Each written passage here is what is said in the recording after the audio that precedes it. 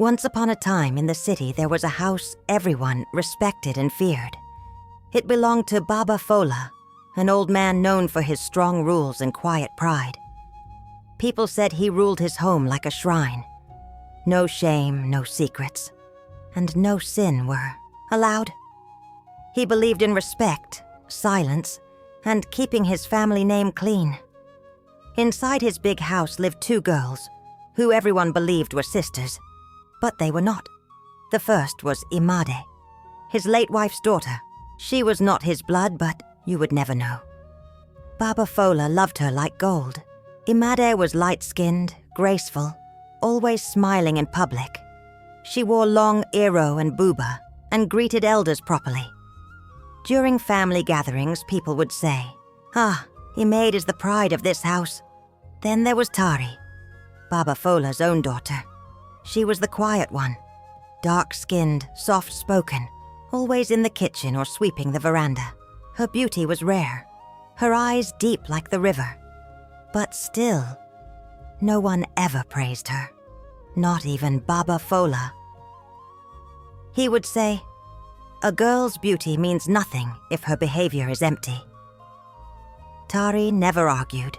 She carried the shame. While Immad danced in front of guests, Tari served food and disappeared.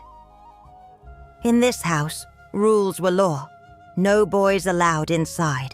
No staying out past 8 p.m. And above all, no bringing shame to the family name. Outside the house, the women sat and talked every evening. They laughed loudly, but their words were sharp. They always looked at Tari when they said it.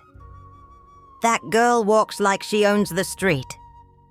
"She acts quiet, but quiet ones are the worst." Her body is changing fast. Better watch her closely." Tari would bow her head. Immad would smile sweetly.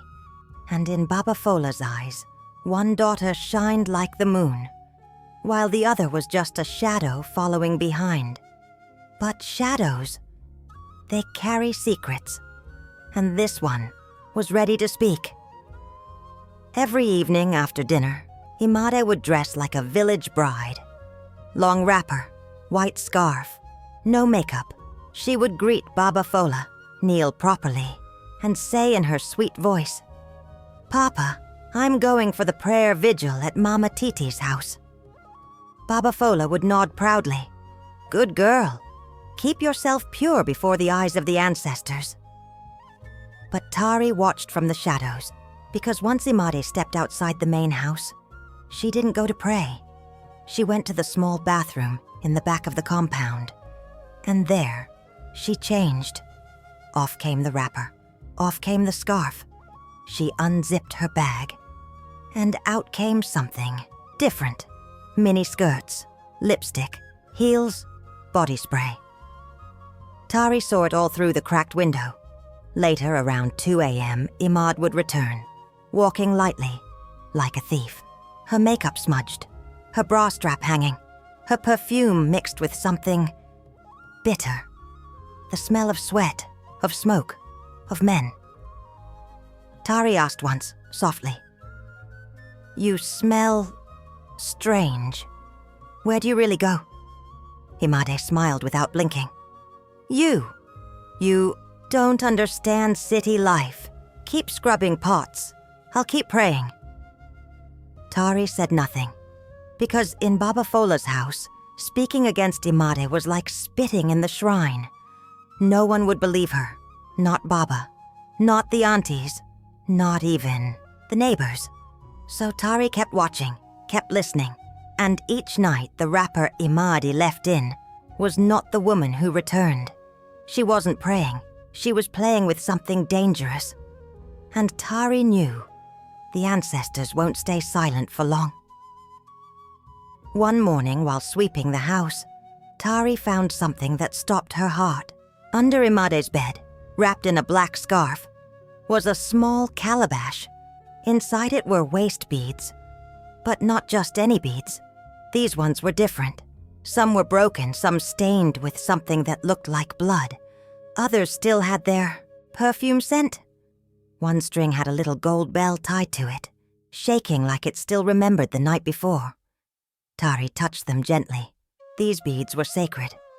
In their culture, only married women wore such beads, and even then, only in the privacy of the bedroom. To find them broken and hidden told a different story. Beneath the beads was a paper, hotel receipts.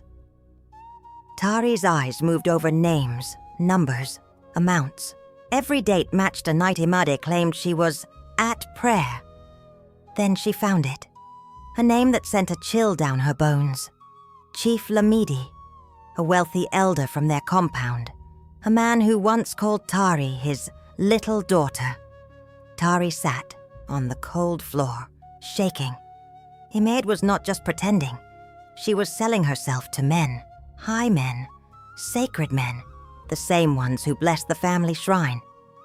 It was not just shameful. It was a curse waiting to fall.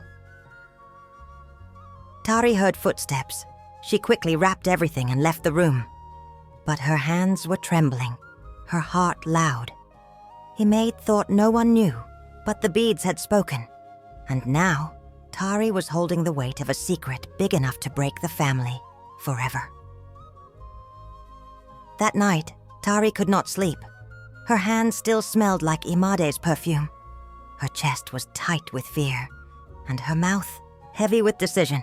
She sat by the small window holding her prayer journal, the only place where her voice lived. She began to write. Immad sleeps with men for money. She wears sacred beads meant for wives. She lies to Baba and brings shame into this house. Tari's hands shook as she wrote each word. She knew if she told Baba Fola, the family name would crumble. His blood pressure was already high. The last time shame touched their family, he made his own brother leave the house. This secret could kill him. Tari didn't want to destroy Baba. She just wanted someone, anyone, to finally see who Immad really was. The next morning, the house was full. Village aunties had come to visit again, their wrappers loud and their tongues louder. Immad danced into the sitting room with a tray of soft drinks. They laughed, clapped. This one will marry a governor one day.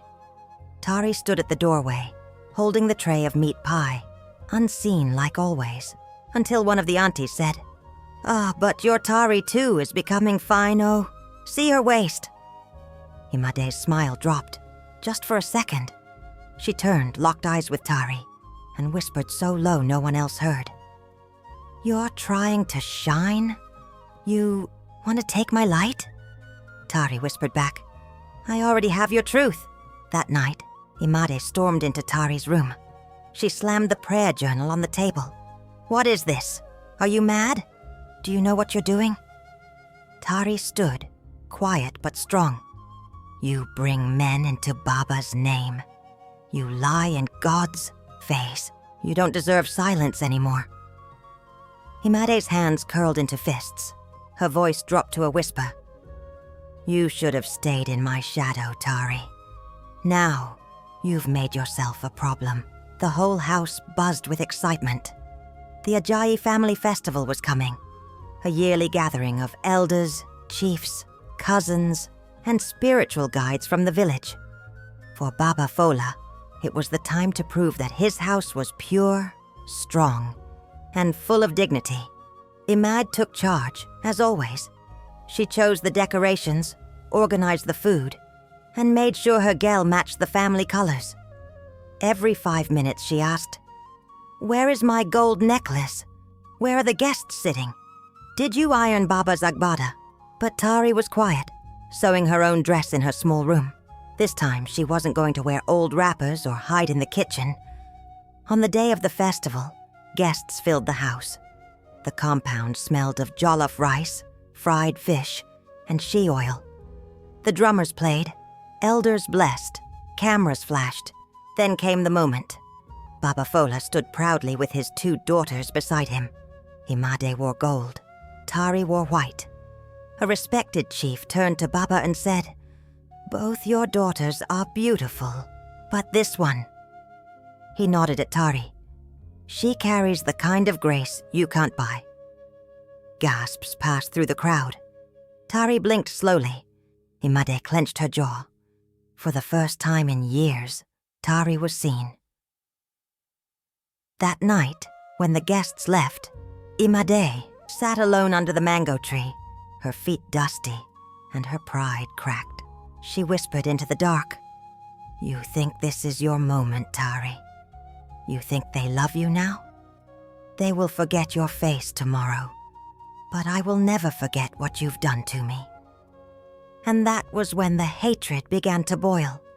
She had smiled long enough. Now she was ready to bleed the silence out of Tari's throat. That night, the moon was full, but the house was dark. Everyone had gone to sleep, tired from the long festival day. The plates were washed. The music had stopped. Only the sound of frogs and distant generators filled the air. In the kitchen, Immad moved like a shadow. She took down the small black pot from the top shelf. Inside it was her mother's old herbal sleeping mix, something meant to calm spirits, but strong enough to knock a person out for hours. She boiled water, crushed the herbs with shaking hands, and stirred the mixture into a steaming mug of honeyed tea. Then she walked into Tari's room with a soft smile. Tari was sitting on her mat, still in her white dress, writing in her prayer journal. "Peace offering," Immad said sweetly. "Let's end the bitterness, sister. I was proud of you today." Tari looked up unsure, but then took the cup. She was tired. She wanted peace. 10 minutes later, her eyes became heavy. Her head rolled to the side. She collapsed onto the mat, unable to move or speak. Immad stood over her, her face changing from sweetness to something animal. She reached behind her wrapper and pulled out a rusty village blade. It had belonged to her mother. The same blade used to cut her own umbilical cord. "You should have stayed small, Tari," she whispered. "I gave you silence, and you brought me shame." She kneeled beside her sister, lifted her head gently, like a mother would a sleeping child, and opened her mouth. Then she began to cut. The blade tore through flesh. Tari's body shook violently, but her scream never came, only blood. The red soaked her white dress, the mat, the floor, Immad's hands. When it was done, she stood up, breathing hard. Tari lay there, awake, alive, but voiceless. Immad wiped the blade with the hem of her dress and whispered, "No tongue, no truth." She turned off the light, closed the door, and left a river of blood behind her. The next morning, the compound woke up to screaming. One of the younger cousins had gone to call Tari for morning prayers, and found her lying on the mat, her dress soaked in blood, her mouth open but silent like death. Within minutes, the house was in chaos. Baba Fola shouted for the car. Aunties cried and poured water on the floor. Immad knelt beside her with crocodile tears rolling down her face. "Oh no, she tried to harm herself. She's been acting strange for weeks." No one questioned her. No one checked the cup. No one asked why the blade was back in the kitchen, freshly cleaned. Tari was rushed to the clinic. The nurses said, "She has no tongue left. It was cut, not bitten." But Baba Fola only heard the word "cut" and believed it was shame. He hung his head in silence. Back at home, Immad became even more loved. She cooked, cleaned, and sat beside Baba like a perfect daughter. Everyone said, "Ah, if only all girls were like her." And Tari? She returned home with bandages and blank eyes. No one asked her anything. They said she was mad with jealousy, that maybe a spirit entered her, that beautiful girls always bring trouble. Immad would smile at her from across the table and whisper, "You thought they would believe you? You are just silence now." But what Immad didn't know was this. silence can still carry fire. Weeks passed. Tari no longer spoke, but she was not broken. Her silence became her new voice. Her eyes watched, sharp as blades. And slowly she began to change. She started spending her days with the old bead maker in the next compound. At first, she just watched. Then her hands began to move, threading beads in quiet patterns, red for pain, black for betrayal, gold for truth. Her work spoke, and soon, women from the community came to see. "There's something in these beads," one said. "They carry a story we can feel but can't explain." A visiting priestess came to buy a set one morning. She stared at Tari's face, touched her hands, then looked down at the beads. Her eyes widened. She held up a piece made of red coral, broken cowries, and a single black stone in the center. "This is not just art," the priestess said. "This is truth tied in string." She asked, "Who did this to you, child?" Tari looked away, but the priestess understood. "You have no tongue, but your ancestors gave you another weapon." She invited Tari to the Women of Truth gathering, where secrets were not whispered, but unveiled. The Women of Truth gathering was held under a large canopy in the old city square. Elders came, priestesses came, even wives of powerful men attended. They wore white, sat in circles, and listened as stories were shared. Some with words, some with tears, and some with beads. Tari arrived quietly, carrying her cloth-wrapped artwork. She knelt in front of the main circle and slowly opened it.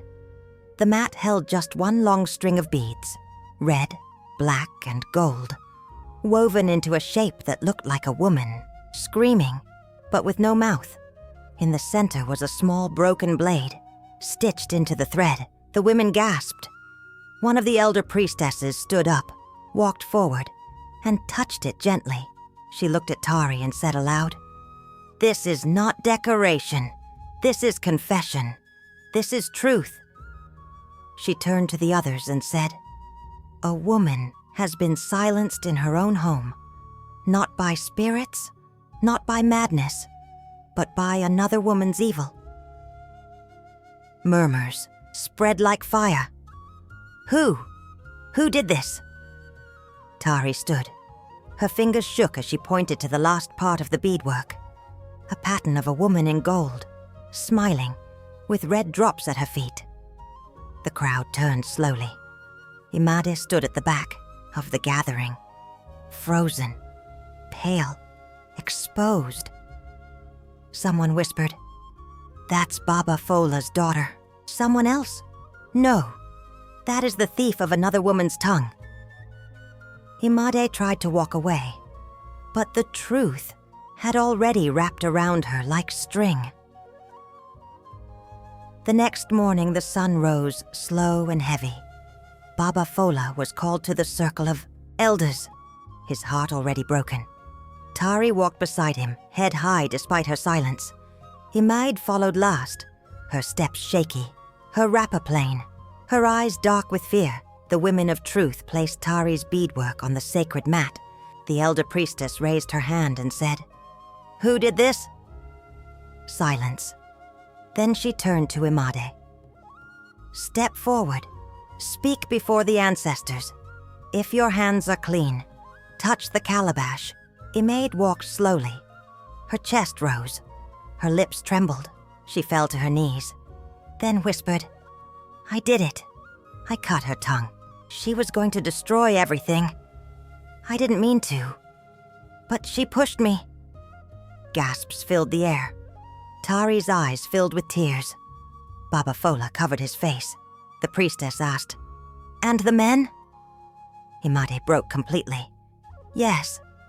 I lied. I wore beads meant for wives. I went out at night. I took money from men, even from the ones who blessed this house. I am not pure. I never was." The elders looked away in shame. The priestess lifted the calabash. You have stained your sister's soul and cursed your own name. Immad begged, "Please, don't banish me. I have nothing else." But judgment was done. She was stripped of her family name, her hair shaved before the community. Her wrapper was torn at the edge, the sign of separation. She was banished, not just from the house, but from memory. She walked out barefoot. No one called after her. And Tari? She was led into Baba Fola's arms.